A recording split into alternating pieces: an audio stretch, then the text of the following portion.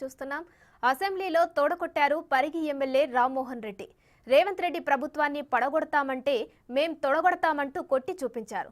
BRS MLA Harish రావుకు ఆయన counter ఇచ్చారు.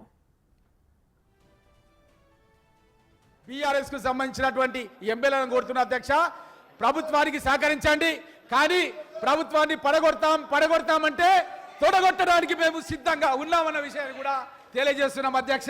ఎక్కడ కూడా వెనుకకు పోయేది లేదు.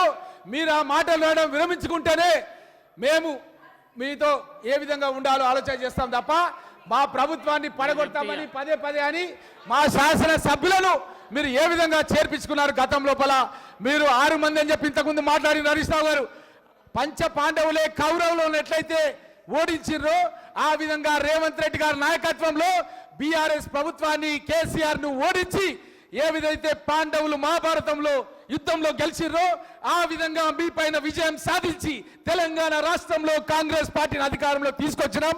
తప్పకుండా పేద ప్రజలకు ఇచ్చినటువంటి అన్ని వాగ్దానాలకు 6 గ్యారంటీలకు కాంగ్రెస్ పార్టీ రేవంత్ రెడ్డి గారి నాయకత్వంలో కట్టుబడి ఉంది. అన్ని కూడా నెరవేరుస్తాం.